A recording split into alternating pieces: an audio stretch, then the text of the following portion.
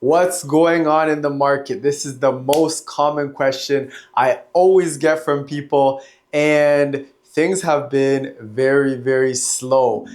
We're going to be talking about January, February, and March of 2026. We're going to be comparing it to March last year of 2025.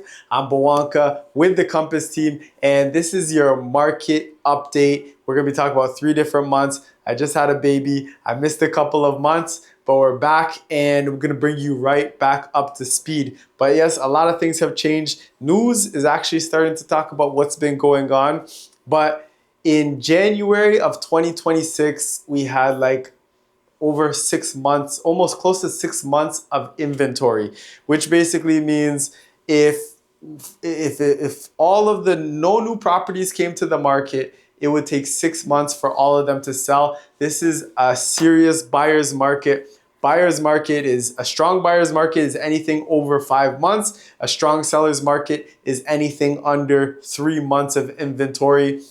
And this was the first time where price has gone under $1 million since back in, I think it was most likely 2019, 2020, around that time. We hadn't seen the price go over 1 million, but it went over 1 million. It kept on going. It went all the way up to close to 1.3, and then it has come down. So in January of 2026, average price was $973,000, under $1 million. Now in February of 2026, price started coming up. It went to over $1 million. And now in March of 2026, we're at $1,017,000. So it's good that we're seeing the average price keep going up. I know if you're a buyer, you're probably like, no, I want the price to stay low. That's understandable, but sellers are having very difficult time selling their home right now. And if you're a buyer, just be out there, be out in the market, be looking for a property that you like. And it always depends on why that seller is looking to sell, because there are great deals that can be had in this market right now.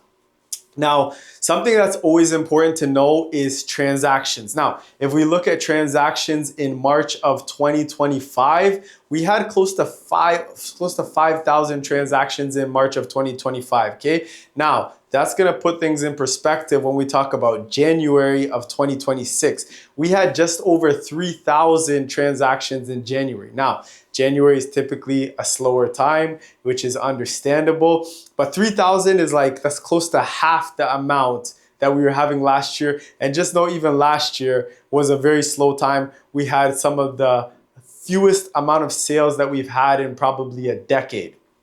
So now let's move forward to February of 2026. Closer to 4,000. We're closer to 4,000 transactions that are happening. So more transactions are happening, which is good. And then in March of 2026, we had over 5,000 transactions. So you're seeing January, February, March, things are picking up every single month. A lot of times people are saying it's slow. Things are slow, but things are definitely starting to pick up, especially coming into April, coming into May, which is usually the highest months that we have when it comes to sales. Now, something that's very important to know is active listings. All the listings that are currently available. This doesn't have to do with the ones that are sold. It's just everything that's available. Now, if we look back at March of 2025, we had over 23,000 active listings, which is a lot. And in January of 2026, we had almost 18,000. Okay, so 18,000 is a lot. February 2026, around 19,000, and now in March of 2026, we're around 21,500. So we do have a lot of listings. So supply is very, very high. Demand is very, very low. It is an amazing time to be a buyer. If you are a seller, honestly, I recommend most sellers don't sell right now unless you have a really good idea of what you're going to be doing with that money, where that money is going to go back into some other investment. Like if you need it for something important, yes, sell. If you're looking to move to a bigger property, you might lose on the sell, but you're going to be able to win on the buy, get exactly what you want. Next thing that we're going to talk about, we talked about it a little bit before, but it's going to be days on market. How long does it take for a property to be able to sell? Now, March of 2025, we were at 24 days on market, which this is a good number. But in January 2026, we're at 45 days on market. This is a lot.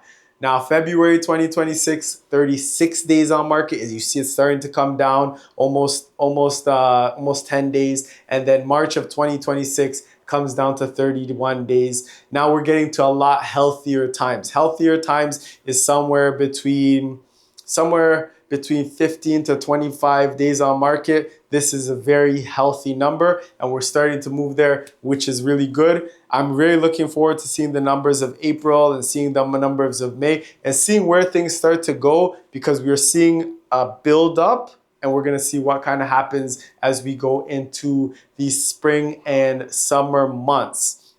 Now, one of the things, like, I don't have a crystal ball, but I'm going to make a prediction. I do think there's going to be a lot more listings that are going to be coming in April and May, but I also think there's going to be more buyers who are going to be out there looking for great deals and buying, just because there's so much supply and they know right now is a great time to buy. And again, you can't just sit on the sidelines forever. Eventually, people they need to move. Whether they're going to be downsizing, whether they're going to be upsizing because their family is growing. A lot of things really change in people's lives, and then you have to make a move. It's not like we're waiting for the best time. No, we have to make a move and we have to do something. So this is a breakdown of what's been happening January, February, March of 2026. We compared it to March of 2025. But again, I'm really looking forward to seeing what happens in April. I hope you're looking forward to seeing what happens in April, and we'll see you guys on the next one.